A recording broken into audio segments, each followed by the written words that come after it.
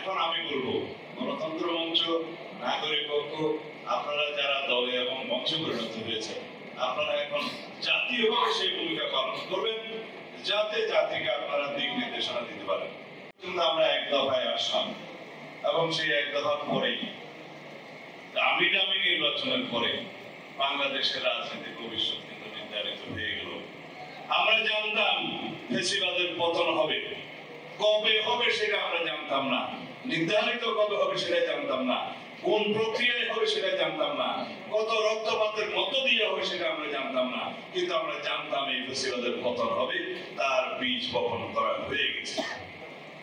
সেই ইতিহাসের সাথে নাগরিক ঐক্য জড়িত, সেই ইতিহাসের সাথে গণতন্ত্র মঞ্চ জড়িত। গণতন্ত্র মঞ্চের কথা আবুল সাইফুল এখানে বলছে। যাই হোক, আমি আজকে এখানে কি বলবো, নাগরিক ঐক্যের জন্য শুভেচ্ছা বক্তব্য দিতে বলা হয়েছে। শুভেচ্ছা নয়, ইতিহাসই তো বলে দিলাম। নাগরিক ঐক্যের প্ল্যাটফর্ম থেকে নাগরিক ঐক্যের রাজনৈতিক দল হওয়া পর্যন্ত যে ভূমিকা ছিল, সেটা নিয়ে সারা জাতির মধ্যে একটা ঐক্য ছিল। যখনই সেটা রাজনৈতিক দল হিসেবে পরিণত হলো, প্রকাশিত হলো, তখন শুধু একটা দল হয়ে গেল।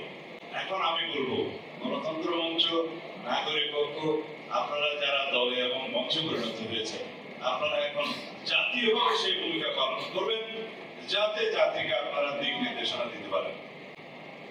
এটা হচ্ছে আমার শুভেচ্ছা এবং শুভকামনা। কারণ আপনাদের সাথে শুধু দুইজন দাঁড়িয়ে আছে,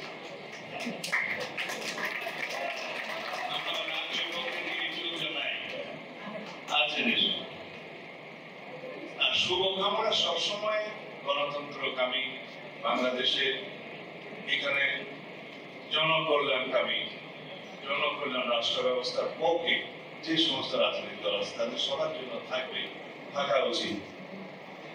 কিন্তু যাত্রাটা যদি একটু অধিকাংশ রাজনৈতিক দলের সাথে মিলে যায়, সেই চেষ্টা আমাদের করতে হবে।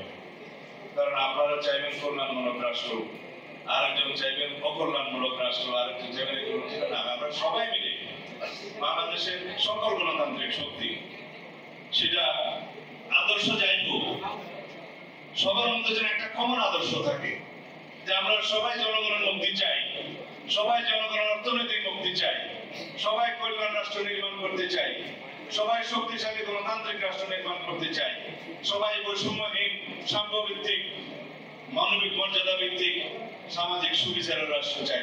এখানে যেন আমরা সবাই কার্যত এক হতে পারি, ভাষণের মধ্যে নয়। তাদের আকাঙ্ক্ষা ছিল অনেক, তাদের প্রত্যাশা ছিল অনেক, সেই আকাঙ্ক্ষা এবং প্রত্যাশা যেন আমরা পূর্ণ করতে পারি।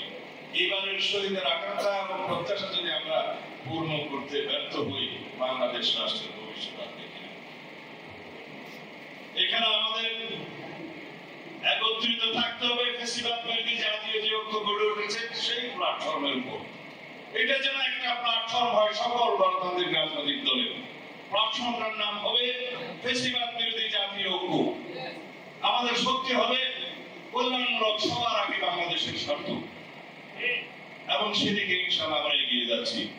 আপনারা এখানে সমাজকে নিয়ে অনেকে অনেক কথা বলেছেন, কিন্তু হতাশা কেউ ব্যক্ত করেন নাই, কারণ আমরা সবাই আশাবাদী মানুষ।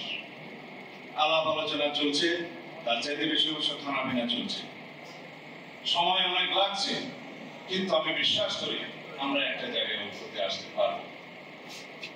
আমরা ঐক্যতে আসার জন্য আমাদের দলের পক্ষ থেকে কি কি বিবেচনা নিয়েছে জাতীয় স্বার্থে আপনারা ইতিমধ্যে লক্ষ্য করেছেন।